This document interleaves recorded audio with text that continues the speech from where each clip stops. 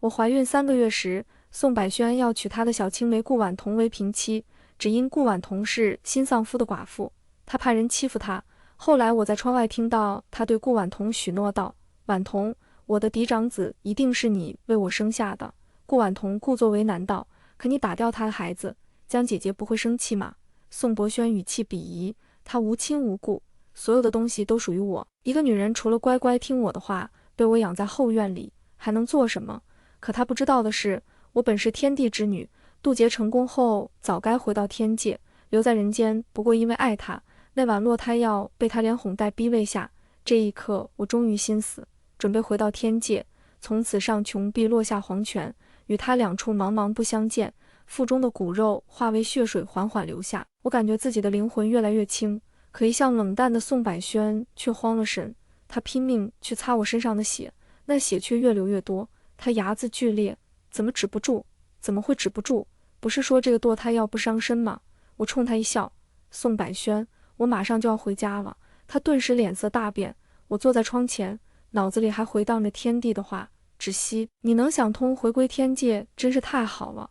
但如今你腹中怀有凡人子嗣，若是想飞升，这孩子恐怕……”神庙内，父君面露难色地看着我，我的手下意识搭在小腹上，那里有我和宋柏轩的骨肉。我心中苦痛，强自镇定地说：“父君，请再给我5日，5日后我自会安排好一切。”闻言，父君只是轻轻叹气。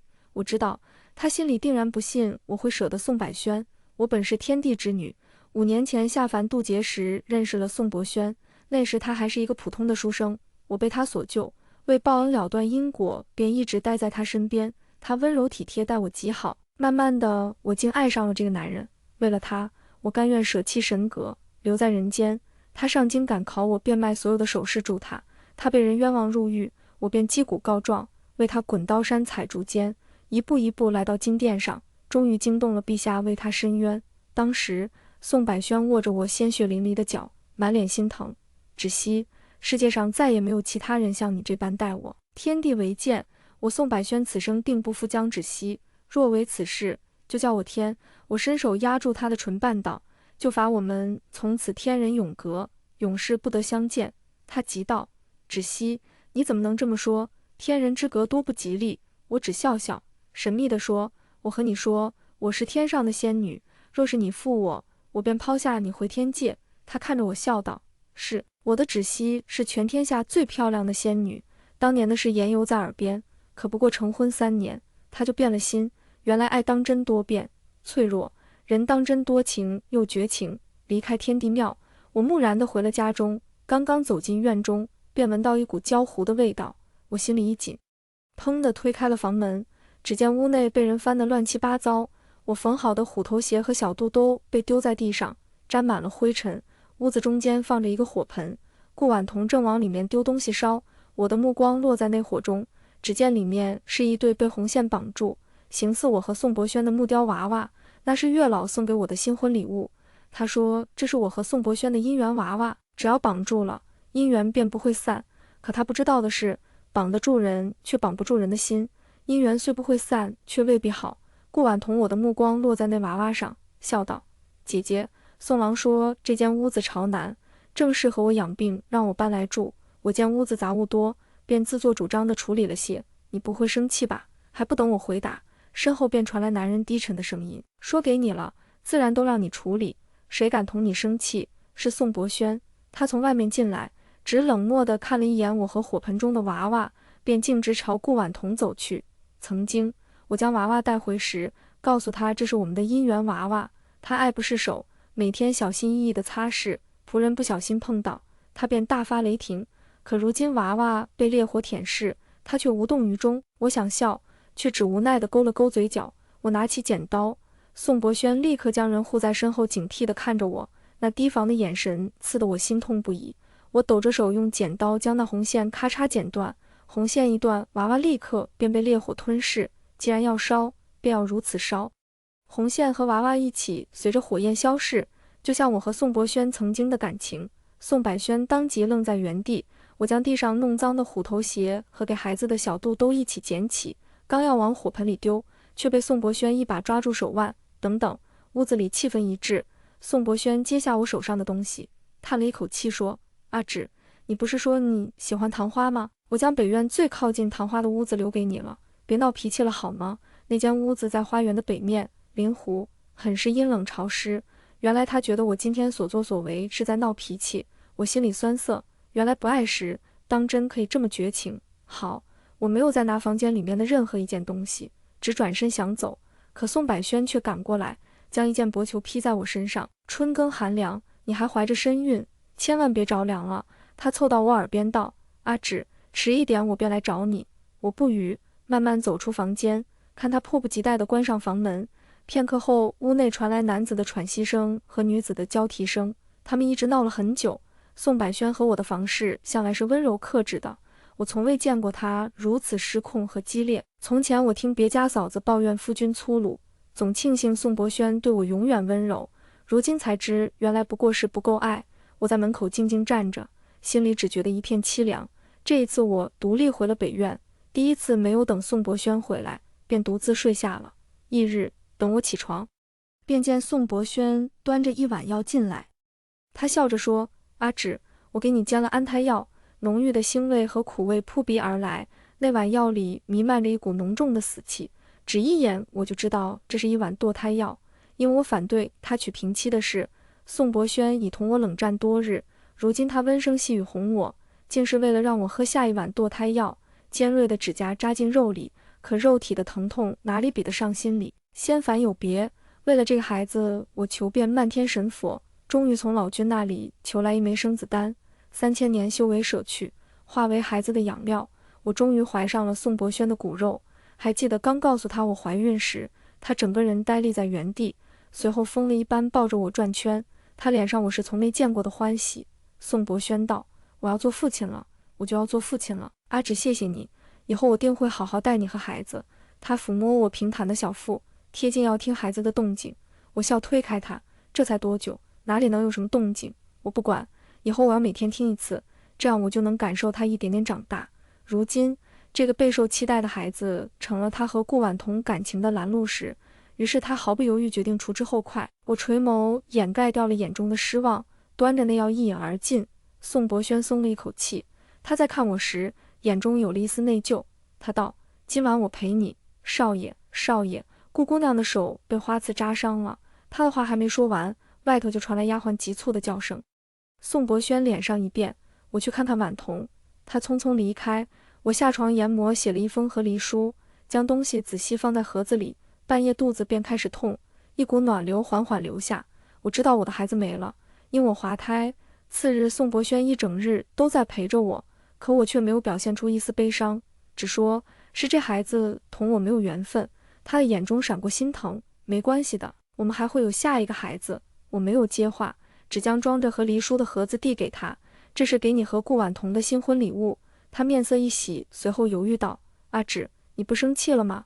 我只笑笑，我早就不生气了。宋博轩，从今往后，我再也不会为你生气了，因为不值得。宋博轩顿时喜笑颜开，他想打开那盒子，却被我劝住，要在新婚后打开。他连连点头。我见他依依不舍地抱着盒子离开。半小时辰后，我的屋子里竟来了一个意想不到的人。顾婉彤推门而入道：“听宋郎说，你同意我和他的婚事了。”我无所谓的点头。顾婉彤得意道：“早这样就不用吃这些苦头了。”江芷溪被宋郎冷落的滋味不好受吧？原来他以为我是害怕被宋博轩冷落才退让的。我默然不语。顾婉彤反而更加得意：“实在告诉你吧，我和宋郎早就有私情了。当时我爹非要我嫁给那个短命鬼，宋郎为此还在我家门口长跪不起。”我手一抖，刺绣的针尖立刻就扎进了肉里。他出嫁是3年前的事，原来宋博轩那时就和他有了私情。我曾以为宋博轩是我的月亮，可没想到他也照亮他人。我的师太取悦了顾婉彤，她绞着头发娇笑道：“我听你和宋郎说，若是他负你，你便离开再也不回来。那你为何还在宋府？你以为宋郎为何敢光明正大娶我？自然是笃定你江芷溪没有地方去，只能赖着他。我告诉你，你的好日子还在后头呢。2天后，等我正式过了门，我便要你给我为奴为婢，以后你休想再得到宋郎的宠爱。”闻言我只默然道：“你放心，我不会和你抢宋百轩， 2天后我就能回到天界，从此和宋百轩再不相见。可顾婉彤却冷笑：你以为我会相信你吗？江芷溪，和宋郎成亲前，我都不想看见你。一种不好的预感在我心中浮现。只见顾婉彤突然抬手狠狠打了自己一巴掌，啪的一声，她的左脸立刻肿了起来。随后她惨叫一声倒在地上。下一秒，宋百轩冲了进来。婉彤，他一见顾婉彤顶着巴掌印倒在地上，立刻满脸心疼地指责我：江芷溪，你这是在做什么？顾婉彤带着哭腔道：宋郎，都怪我，是我冤枉了姐姐。今日我回房，见我的嫁衣不知被谁剪烂了，一时冲动就……宋郎都怪我，姐姐如此大度，怎么会做出这种事？是我昏了头。宋百轩这人道，他向来善妒得很，定是他剪烂了你的嫁衣，想搅黄婚礼，现在居然还打你。来人，将门锁上，婚礼结束前不许江芷溪踏出房门一步。他怕我搅乱他的婚礼，竟将我锁在屋中，但其实没必要。等到他成亲那日，我早已回到天界，以后他想娶谁，要宠谁都与我无关。看着他抱着顾婉彤毫不犹豫离开，我的心里只觉得荒谬。京中谁人不知道大理寺卿宋百轩探案如神，目光如炬，但凡他多看一眼，就能知道那巴掌是顾婉彤自己打的。但爱一个人又怎么会怀疑对方？夜路更深，我一个人孤寂地坐在房内。就在这时，我听人唤道：芷溪。这一刻，我脑子嗡的一响，所有的委屈涌上心头。我颤声道：夫君，您来接我了。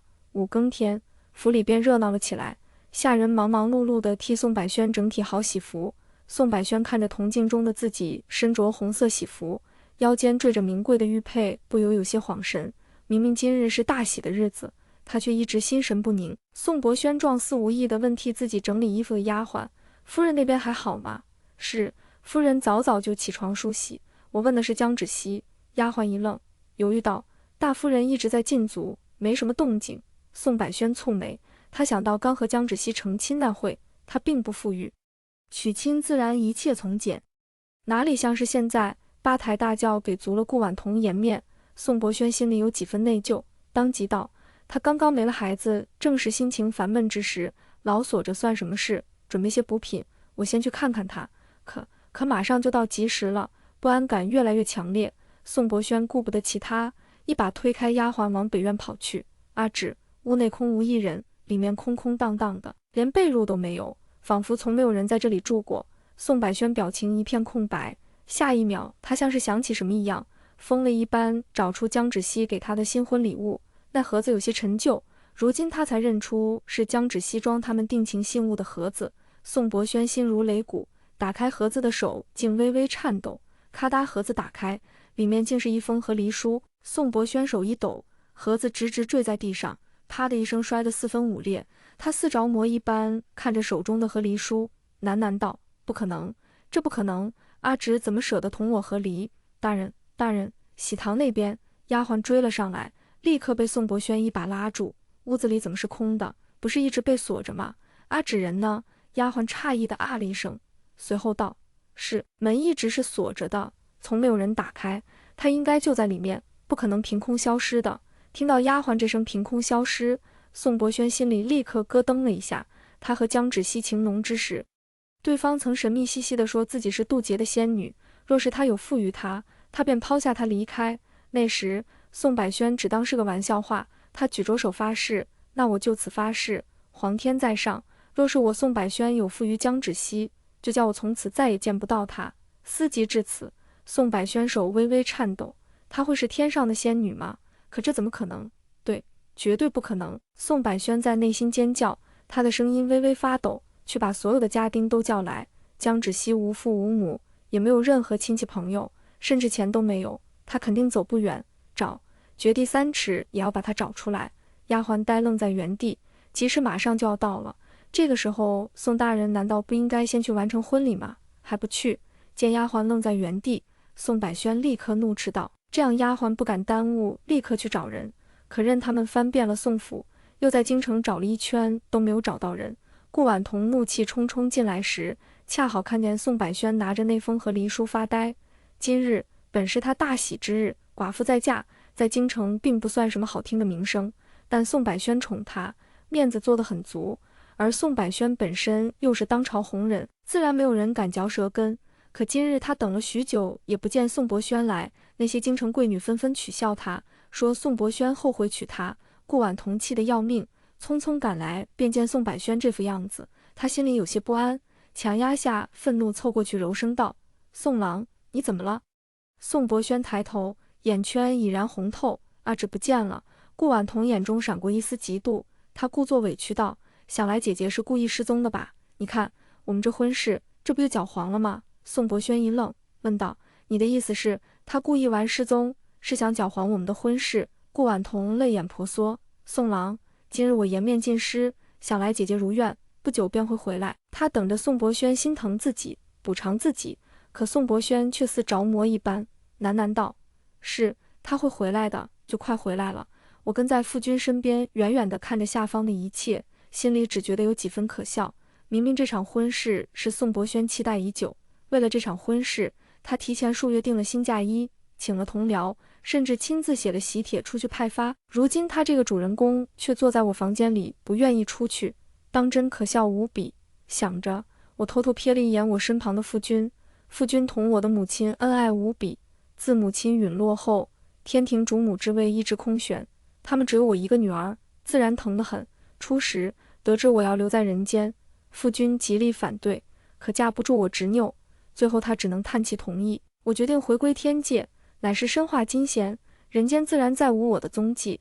可为何此刻夫君还要和我一起留在这里呢？你是不是想知道为什么我们还不回去？夫君突然开口，我抿唇点头。他似笑非笑道：“凡事总讲究有始有终，只惜且同我多看看吧。”这之后的几日，宋百轩仿佛又变回了那个深爱顾婉彤的人。他为了弥补顾婉彤亲戚登门到处解释，还花重金买下无数贵重衣裳饰品，哄得顾婉彤喜笑颜开。只是不知为何，他每次都会问门口的家丁：“我有没有回来？”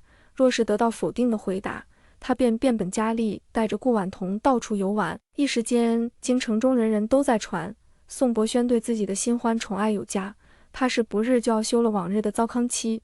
一直到1周后，外面突然有人来报京中护城河发现一具女尸，宋百轩作为大理寺卿，自然要前去查看。我跟着他一起去了城外，他冷着脸拨开人群道：“尸体呢？”立刻有人给他让开位置。宋伯轩的目光落在那具泡得看不清脸的女尸上，突然动作一顿，他的目光死死盯着女尸的耳朵。我顺着他的目光看去，只见那女尸的耳边挂着一只绯红的耳坠，那坠子我眼熟得很。半个月我上街时，恰好看见宋百轩和顾婉彤，当时心神恍惚，匆匆回了家，才发现耳坠掉了一枚。但后来发生了种种事，我和宋伯轩大吵一架，此事我便没有告知他。我的目光落在那具身形和我非常相似的女尸上，一个荒诞的想法涌上心头：宋伯轩该不会……果然下一秒，我便听到他略带颤抖的声音：“阿芷！”他踉跄了几步，一把跪在地上，周围的衙役吓了一跳，慌忙要扶他，却被他一把挥开。宋伯轩抖着手将那枚耳坠取下来，放在手中细看，不，这怎么可能？阿芷怎么可能会死？那女尸被泡得面目全非，他却不管不顾上前将女尸抱在怀中：“阿芷，阿芷，大人，宋大人，查案要紧，快拉开宋大人！”一时间场面有些混乱，那些衙役上前想拉开他，却被宋伯轩推开。宋伯轩双目通红，眼神几乎魔怔：“别碰我，谁也别想抢走他！”这一刻，死离死别，我竟从他眼中看到了痛彻心扉的后悔。可惜一切太迟了。最后，宋百轩是被人打晕，送回了宋府。宋伯轩醒来时，顾婉彤还守在他的身边，见状立刻问道：“宋郎，你好点啊？”他的话还未说完，宋百轩突然重重扇了他一巴掌。顾婉彤顿时瞪大双眼，不敢置信地看着宋伯轩：“你打我？”宋百轩声音涩然：“你能自己打自己，我就打不得吗？”顾婉彤呼吸一滞，宋伯轩苦笑：“你真当我瞎？那日我一眼便看出那一巴掌是你自己打的。”原来他当时就知道，当时冲阿芷发火，不过是想他那几日安分一点。可我忘了他的性格刚烈，怎么可能受得了这种委屈？顾婉彤道：“所以宋郎现在是要兴师问罪吗？”我不想他临死前还带着对我的恨，还带着被我冤枉的怨气。顾婉彤见男人眼眶通红，心中嫉妒不已。他强压下得知江芷溪死亡的兴奋，柔声道：“宋王，我知你突然得知姐姐的死打击很大，可是者不可追，你应该好好把握当下才是。姐姐她若是还活着，定不希望你。”他伸手想摸宋博轩的脸，却被一把拍开。宋博轩道：“滚出去，滚出我和阿芷的房间。”顾婉彤脸色一黑，深呼吸几次，终于愤愤不平地离开。宋博轩在床上坐了片刻，突然起身：“阿芷，阿芷！”他开始在屋里翻箱倒柜地寻找什么，整个屋子都被翻得乱七八糟。我只漠然地看着，看他将一件件衣服、饰品尽数丢在地上。怎么会没有？为什么没有一件阿芷的东西？看着他近乎疯狂的动作，我心里觉得有几分好笑。顾婉彤对我恨之入骨，恐怕在搬进来的那一刻就将我的所有东西全部烧掉了，哪里还会剩下什么？宋博轩找了一夜，终于发现这个宋府中我给他留下的唯一东西就是那封和离书。他颓然地坐在杂乱的房间中，恰好此时顾婉彤端着食物进来：“宋郎，你一夜滴水未进，吃点东西吧。”热气腾腾的食物被端了过来，可宋博轩只看了一眼，立刻抬手先翻了托盘。滚烫的热粥劈头盖脸地浇在了顾婉彤的身上，她被烫得惨叫连连。可宋博轩却只用一种很陌生的眼神看着她。他道：“我再也找不到阿芷了。顾婉彤，你凭什么好好站在这里？你疯了吧？他死了就死了，死了也是活该。宋百轩，你别忘了，辜负他的人是你。如果不是你一次次伤害他，他怎么会想不开自尽？”顾婉彤以为我是不堪受辱，自尽身亡。他此刻虽狼狈，脸上却无比畅快。我告诉你吧，你能那日你同我商议要打掉他孩子时，他就站在窗外。宋博轩，我亲眼见他站在窗外，听到了我和你密谋要打掉他的孩子。宋博轩如遭雷击，整个人僵在原地。不可能，这不可能！我当时端要过去时，他明明……宋百轩的声音戛然而止。我知道他定是回想起了当时我的反常。宋百轩颓然道：“原来他当时就知道，那他为什么还要喝那碗药？”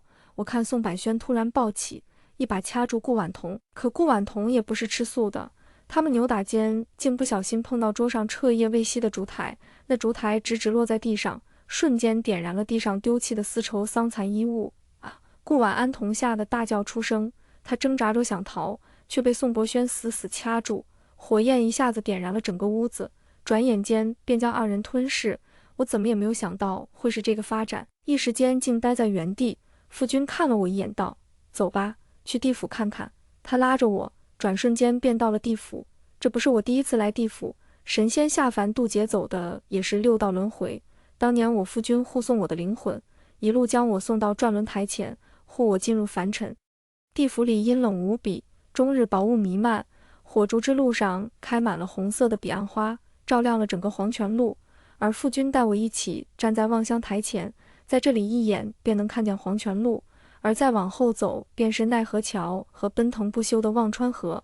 因我还未回到天界，如今下地府自然是以鬼魂的状态。我穿着素白的衣裳，站在一身华服的父君身边，引来不少鬼魂侧面。